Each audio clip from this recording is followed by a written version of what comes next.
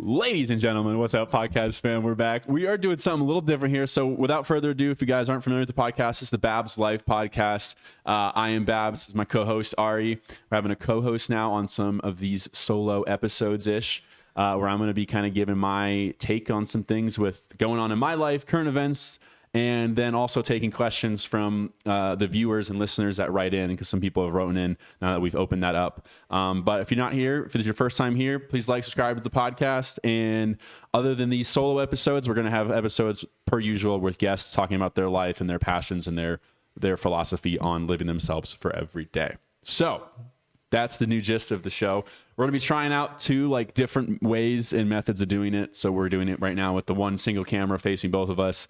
But what do we got today? We were talking about some things this week, and I was like, write them down. Yeah, we got some things for the podcast. A lot of discussions. Yeah, me and Babs talked throughout the week, and we were talking a little earlier about the possibility of feeling guilty for attending music festivals or shows with the current state of the world. Okay, so I think this requires some background story, which, again, once we get this podcast a little honed in, maybe we'll show where we saw this and where we read this from. But I saw this Reddit post that was someone being like, I don't know, I just feel guilt. I'm making up their voice because this is how I read it. They're like, I just feel guilty for attending music festivals in this current state of events, especially with our tax dollars going to the military industrial complex. And I don't know, these things to bring me so much joy. And now I just feel guilty to go.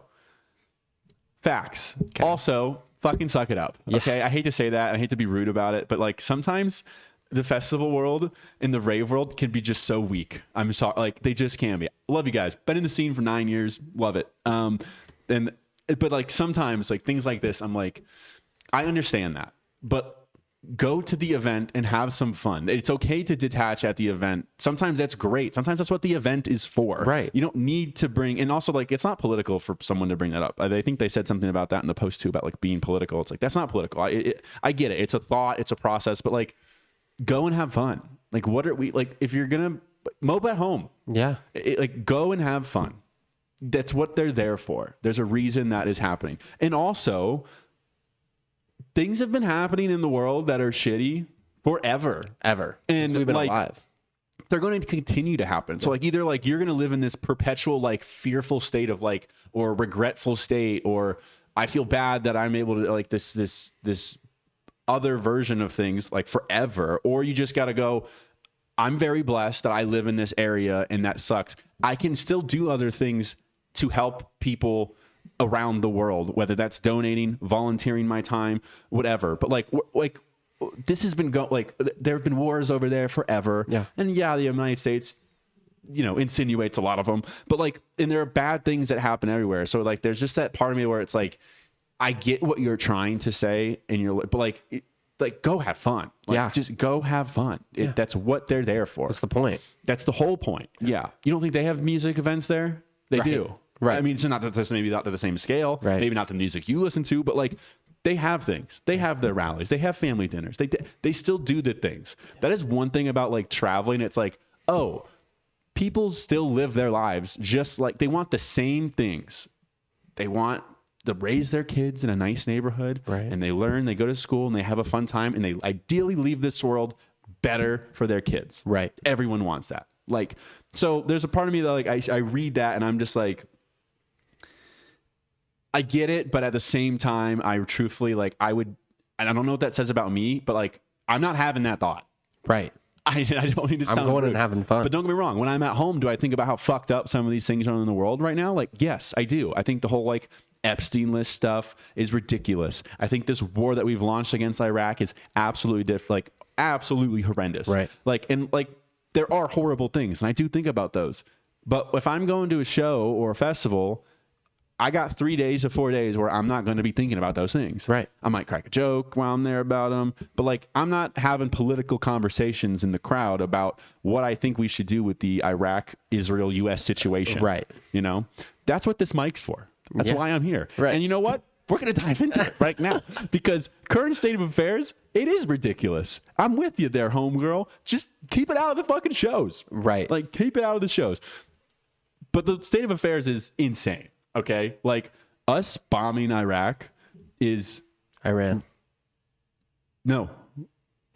Oh, you're right. Sorry. Yeah. I said Iran. Yeah, I wrote Iran too. Yeah. Sorry. You're right. You got it. Okay. They know what you mean. I'm hot they know right what now. You mean. Yeah. I'm on the hot mic right now. Iran is ridiculous. Yeah. It's insane. It's like, it's so miscalculated. It's so warmongering. And first off, like, I don't consider myself a Trump supporter, but like, where the fuck was where is the Donald Trump from 2016 that was talking about like, we're not going to go to war. We're not going to do that.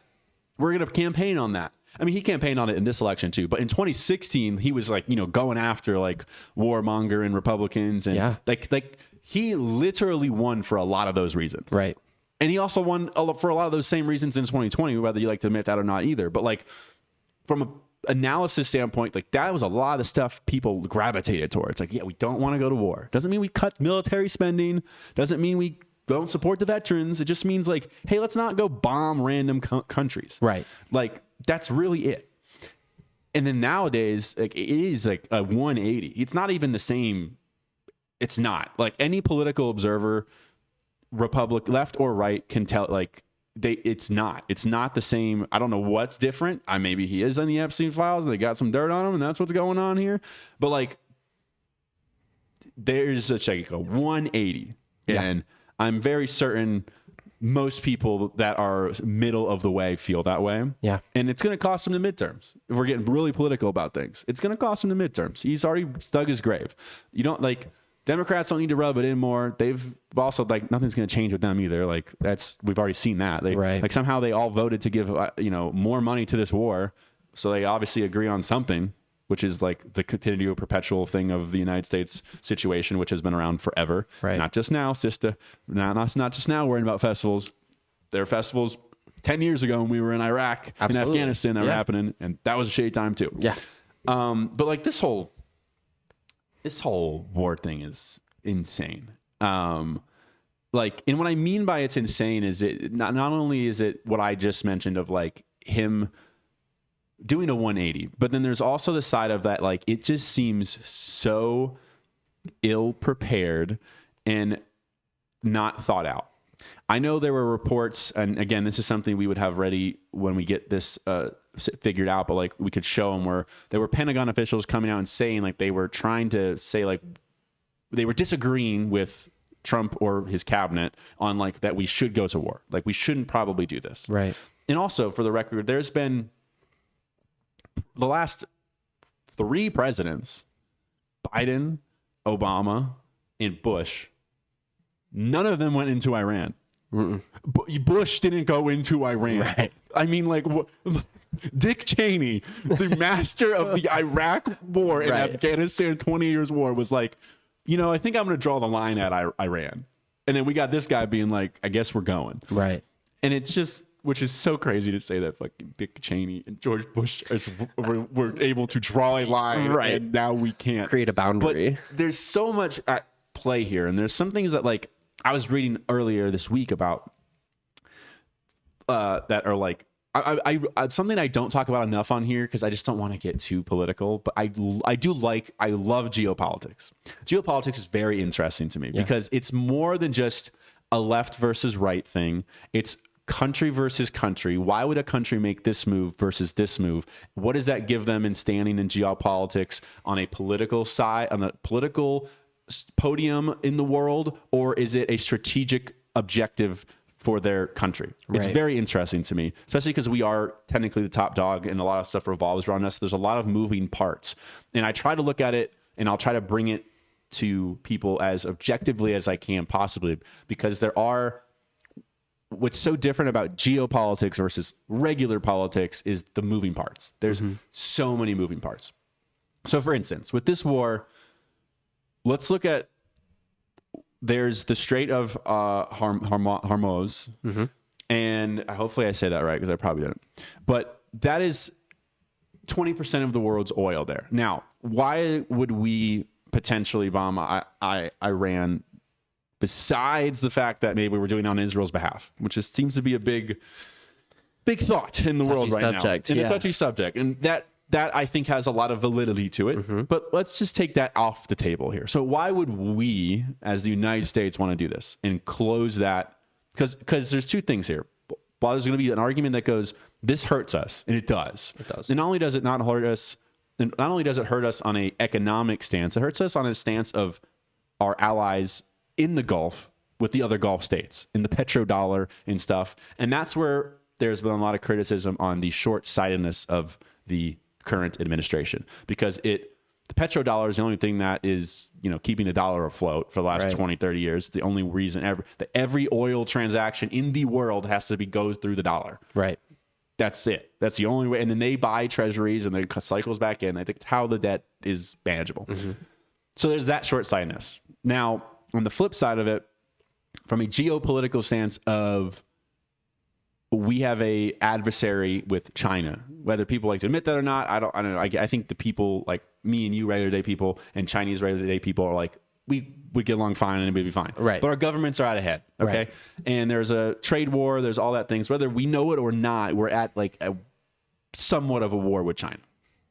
And not in the sense of like firing rockets and guns, but like not a military war. But we're at a little bit of a war. Yeah.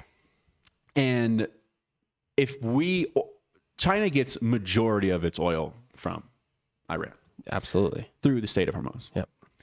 So for us to go to war and that get closed, and ideally we keep it closed, if we are the ones keeping it closed, it's going to hurt China. Right.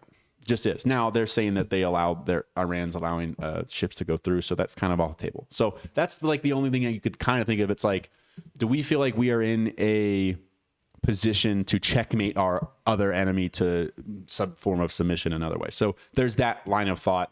I don't really subscribe to that, because if the strait, it's closed, but it's not really. Right. The other thing I think our government, like, I didn't know this till this week. This is a crazy thing that I found out about. Okay. Iran government structure, for one, their supreme leader is, more of a religious figure than it is like a president or a monarch. He's the religious figure in the state. So when he dies, he kind of becomes a martyr. Okay, there's that. But I think they gravely underestimated that he is a massive martyr for like 80% of the population. Yeah. So that doesn't help us right now, because the new government, whoever comes in, has the backing of the people. But what I also didn't know was, so when Iran observed what happened when we invaded Iraq. Okay, Saddam Hussein had built up a massive military, centralized control. We came in and we, for all intents and purposes, within 24 hours, it was over. Right. I mean, we came in and they didn't know what even hit them. Aircraft, missiles, Central Command was knocked out within 24 hours. Right. And then from there, it's like, well, how are we taking orders? And then the ground forces came in and it was over. I mean, it was literally over that quick. There's some mopping up to do and things, find Saddam, blah, blah, blah. But like, for all intents and purposes, that shit was over, and it was over quick. So they observed that. Their government decided, well, we do have, some form of like the supreme leader and some parliament and blah, blah, blah. But we're going to make 21. Don't quote me on it. Again, this is something we would have written or pulled up if we get to this, when we get to that point and set up. But they have 20 to 21 independent, almost like states or provinces, but their military is no longer centralized. Right. Their military is broken up into 20 or to 21 independent run areas of operation within the country, that when the supreme leader died, in the Constitution, the order is, you now are independently operating until further notice. Which is hard to do. Well, it's hard. It's not hard to do. They're doing it now. Well, it's hard to take out. Right, exactly. That's what I think of what you meant. Sorry. Exactly. Sorry. That's what it's hard to take out. So now we're not fighting one. We are fighting Iran, but we're really technically fighting 21 independent Iran generals, right, that are all having their own different targets, their own missile systems, their own combatants, their own movements, their own plans, and they're not communicating. They might be, but for all intents and purposes on paper, they're acting independently. And even when the new supreme leader gets elected, there's a whole process of like getting them back together. Right. So there's still, I think they just got the new supreme leader signed in or something this week, but like they're still operating independently as of right now. And he's not telling them not to. He's like, no, you're that's what it is. Mm-hmm. I think that was something that intelligence did not expect, or they didn't think it was as splintered and spread out as they initially thought. Right. And now they're realizing like, oh, it's a little more than we thought. Yeah. And then there's go back into the straight thing. Like, I don't think they're thinking, I think they thought they could end it quickly and then their oil and stuff, it wouldn't matter. And Iran's doing a darn good job of defending their country, and also a surprisingly, the way they are attacking and striking different things is also just very interesting from, again, just like an observing perspective of like how they are doing it.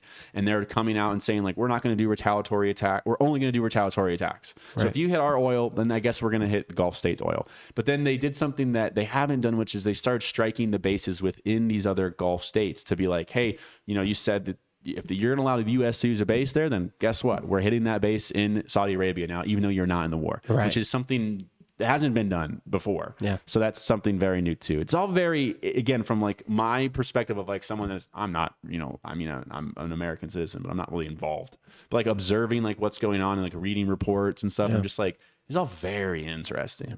And it's an unfortunate state of affairs. It is. Yeah. It is. That's why you should go to these events and have fun. Yeah. Let's bring it back full circle. Yeah, for real. You should go to events and you should have fun. Because like there's so much going on that there's not a reason to not take 3 days and escape and go to a festival and enjoy your time with your friends. Yeah. And do I not think that if we could organize, we should go organize? Yes. But you could still go have fun and we can organize it. Absolutely. Yeah. So anyways, let's go all out and protest on March 31st. That's my goal. 2 weeks.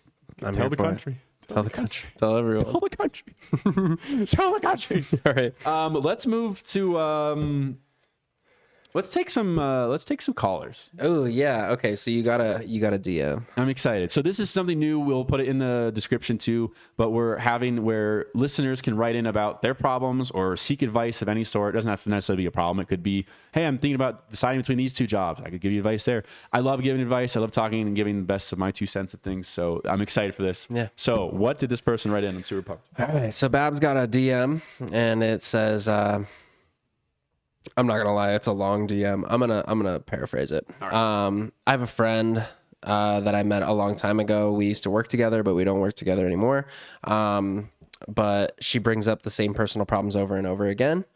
And we try to give her advice and be supportive and encourage her and try to help. But the problem is she immediately shuts down every suggestion. She says that we don't get it and we don't understand, and she explains why our suggestion won't work. But then a few days later, she comes back with the exact same problems again. The details change, but the pattern is almost identical. At this point, I'm starting to feel emotionally drained by the whole dynamic, and it feels like she doesn't actually want the advice or change. She just wants to vent and bitch to somebody. So I'm considering distancing myself and not engaging with these conversations anymore. Is that bad of me? Short answer, no, I don't think that's bad of you. I think you got to protect your energy. Longer and winded answer is I think there's a lot of complexities with this, but like we all know people in our life that like just want to bitch and complain about goddamn everything in their life. And they will always do that until they decide to not do that anymore. Right. And like, there's a fine line. Okay. I've had shit that happens in my life that rocks me for a couple months, and I do need help, and sometimes I say I need help, and I try my best to not go to the same person every fucking day, but there are days where like I'm like, you know what, I need to maybe talk on the phone a bit more today. Right. That's way different. This does not sound like that situation to me. This sounds like someone that is just like constantly in these predicaments, putting themselves in the same situation, repeating the same mistakes over and over again. And there is a fine line where you just can't mentally deal with that anymore. Perfect analogy is like you're in a relationship. We've all had relationships. Your partner does something that you don't like, or something you want that goes differently. I'm not saying to change the person, but something differently.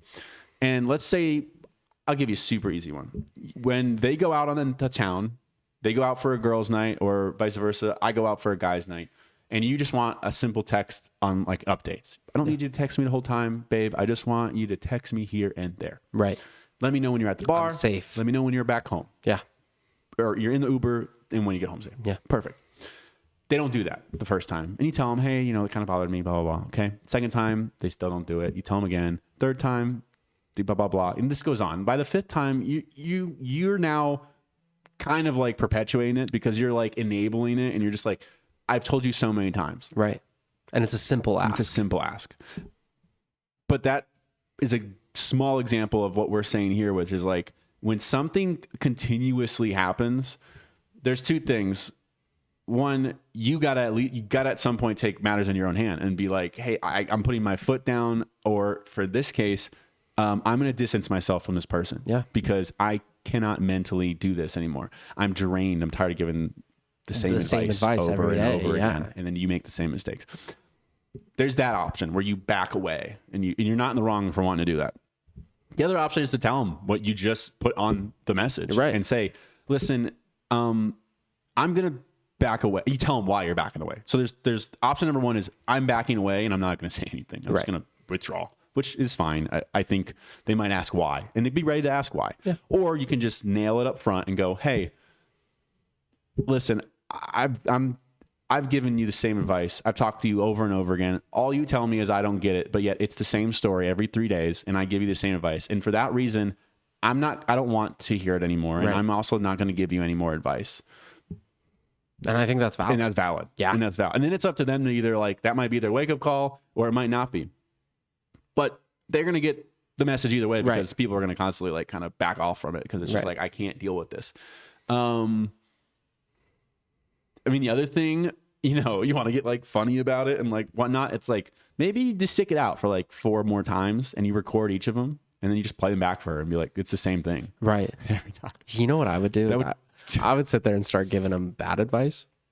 See if they I wouldn't do that. Start taking that advice. But that's kind of like, no, that's like sabotaging someone. It's not necessarily sabotaging, but like if you've been giving them the same advice like over and over and over, like maybe try telling them what they want to hear and see if they take it, and then they can learn on their own of like, this is your other option, and if you do that, then this is going to happen, and they can learn that. I mean, that's why I think the withdrawal thing is like a subtle way of being like, you got to figure this out. You got to figure it out on your own. Yeah. Yeah. Because I'm done. Yeah. Versus being like directing them to do something. Okay. Bad. I don't think you should direct them to do something bad. All right. My bad. Yeah. I understand where it's coming from if you're like really annoyed at them after X amount of times. Yeah. But I would advise against that. Okay. My whole thing would be withdraw and tell them to fucking get their shit. Like, I'm done. Yeah. I'm done until you get your shit together. Yeah. And that's totally fine to say. They might not like it. But if they need to hear it, they don't need to like it. Yeah. I mean, and that's when it might take them a while to come around and go, you were right. Yeah. Be prepared for that. It doesn't sound like they're close, so they're fine. But like, if it's a situation out there for someone else and they're closer, you gotta maybe say it a little nicer. Yeah. Valid. But no, you're not in the wrong. Fuck no. Not at all. No. Sometimes you got to give tough love. Yeah. Honestly, tough love is sometimes just it's so good though. It's so much more needed. Yeah. When you coddle somebody too much, that's what happens. Yeah. The repeat shit happens. Yeah. You got to go, hey, I don't like that. And then it starts affecting you. Correct. And your day-to-day life. Right. Yeah. Protect your energy. You got to protect it. Yeah. Protect your energy. 100%. Always. Good call. I like that. That was a good one. Thanks for writing in. Thanks for writing in. It was a good episode. Good first solo episode. Yeah. We're going to work the kinks out, everybody, once again, but this was great. Thanks for listening to Babs ramble for 20 or so minutes. So appreciate you all. Like and subscribe. See ya. Peace.